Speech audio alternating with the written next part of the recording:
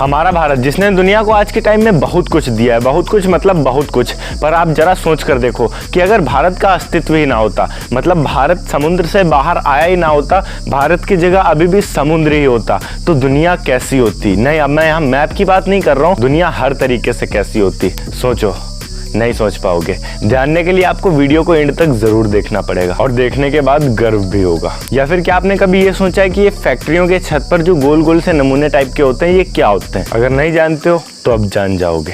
तो वीडियो में आखिर तक बने रहना, क्योंकि ये वीडियो ज्ञान की सुनामी है।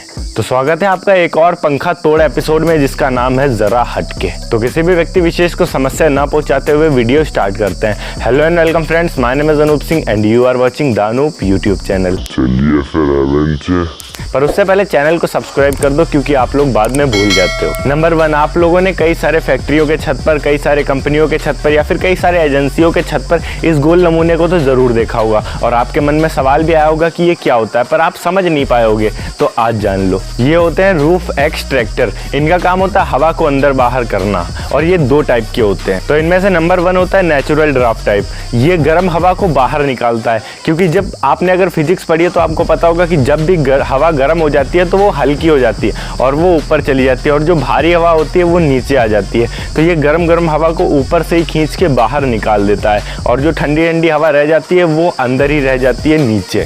नंबर 2 होता है फोर्स्ड ड्राफ्ट टाइप। ये इसके बिल्कुल अपोजिट होता है, मतलब उल्टा। ये सर्दियों के टाइम में काम आता है और ये बाहर की गर्म हवा को अंदर भेजता है, ऑफिस, फैक्ट्री या फिर किसी भी ऐसे एरिया में जहां पर ये हो। क्या आप जानते हो कि जब बिजली बनी तक नहीं थी, तब लोग गर्मियों के सीजन में अपने कमरे में कैसे रहा करते थे? खास करके वो ब्रिटिश लोग जो इंडिया को अपने बाप का माल समझ के पड़े हुए थे इंडिया में, वो लोग कैसे रहा करते थे? उस समय खिड़की में एक तख्ते टाइप का बांध दिया जाता था और उसमें से एक रस्सी निकाल के बाहर गुलामों के पैरों में बांध दिया जाता था, और इस बात का खास ध्यान रखा जाता था कि वो गुलाम बहरे हों ताकि उनकी बातें ना सुन सके। और फिर गुलाम धीरे धीरे पैर हिलाते रहते थे दिन रात 24 घंटे। उनको खाना भी उसी हालत में दिया जाता था।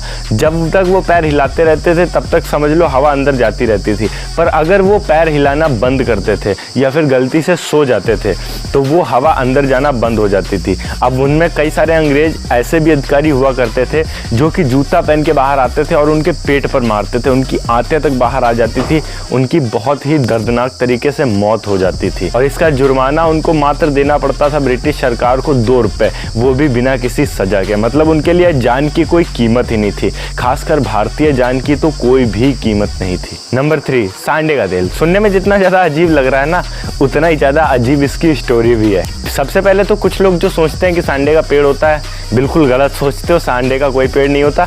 सांडा एक जीव होता है जो कि मगरमच्छ टाइप का होता है, मतलब मगरमच्छ की प्रजाति का होता है, पर मगरमच्छ से छोटा होता है और गिरगिटान से बड़ा होता है, या फिर गिरगिट से बड़ा होता है। एरिया की भाषा है गिरगिटान।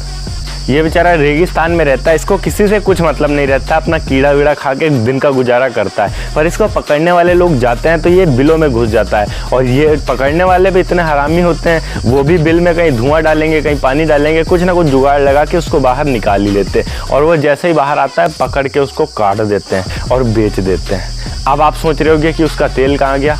रुको, उसके पूंछ में एक छोटी सी झिल्ली होती है जिसमें थोड़ी सी चर्बी होती है, और उस चर्बी को गर्म करने के बाद 2-3 बूंद तेल निकल आता है। मात्र इतने से के लिए बेचारे को अपनी जान गंवानी पड़ती है। तो अगली बार अगर कोई भी सांडे का तेल बेचने आए तो सबसे पहले तो उसको गाली दो।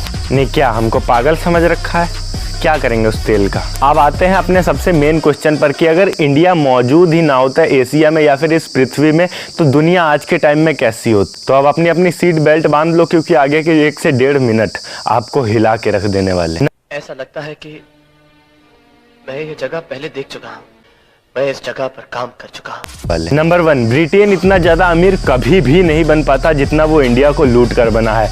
नंबर 2, मैथ में हमने बहुत सारी चीजें दी हैं, जैसे कि जीरो या फिर ट्रिग्नोमेट्री, जिसको आप त्रिकोणमिति भी बोलते हैं हिंदी में, वो भी नहीं होता मैथ में, और ना ही जीरो होता। नंबर 3, पूरी दुनिया में किसी को योगा के बारे में नहीं पता होता और ना ही इंटरनेशनल योगा डे होता।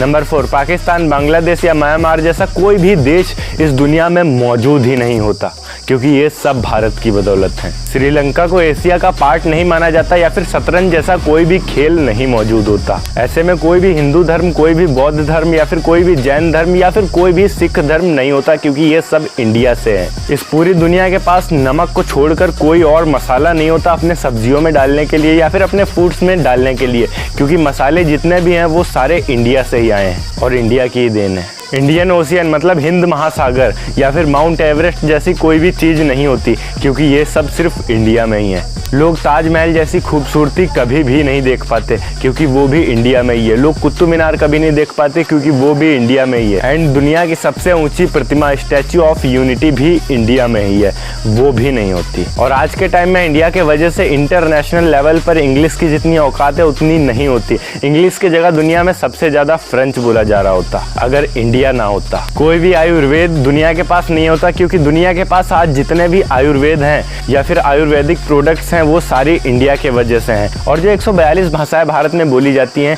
वो 142 भाषाएं मौजूद नहीं होती। ये जो 22 ऑफिशियल लैंग्वेजेस इंडिया के हैं, ये 22 ऑफिशियल लैंग्वेजेस इंडिया के ना होते। और सबसे बड़ी चीज़ कि आज जो हमारी 135 करोड़ की जनता है, और इस 135 करोड़ की जनता की जो औकात है, जैसे कि अभी आपने देख ही लिया कि टिकटॉक या फिर स्नैपचैट जैसे ऐप्स की रेटिंग हम रातों रात गिरा सकते हैं। हमारी पॉपुलेशन इतनी है, उन ऐप्स को उनकी औकात हम रातों रात दिखा सकते हैं, हमारी पॉपुलेशन इतनी है। तो ये पॉपुलेशन ना होती और हमारी ये यूनिटी, ये एकता और ये पावर ना होती। पर ये सब एक कल्पना है। हम इंडिया में मौजूद हैं और हम ये सब कर भी रहे हैं लगातार। हम पूरी दुनिया में लगातार झंडे बिगाड़ते जा रहे हैं। कुछ लोग हमारे साथ चल रहे हैं और कुछ लोग हमसे जल रहे हैं, पर जो भी साथ चल रहे हैं उनको सैल्यूट है, और जो भी जल रहे हैं भैया जलते रहो। पर ये सब देख के दिल से एक ही चीज़ निकलती है, आई लव माई इंडिया। तो देखते हैं आज आप लोग इंडिया के लिए कितने लाइक करते हो। मैं कोई भी पर्टिकुलर नंबर नहीं बोलूँगा, पर आशा है कि आप लोग खुद समझोगे और खुद करोगे अपने हिसाब से। मैं सिर्फ इतना कहूँगा कि अगर वीडियो अच्छी लगी हो तो चैनल को सब्सक्राइब ज़रूर कर देना, और अगर बहुत ही ज़्यादा अच्छी लगी हो तो इंस्टाग्राम पर भी आ जाना। मिलते हैं, अगर आप चाहो तो हमसे चैटिंग भी कर सकते हो इंस्टाग्राम पर। ओके गाइस, मैं मिलता हूँ आपको नेक्स्ट वीडियो में एक नए टॉपिक के साथ। तब तक के लिए बाय बाय।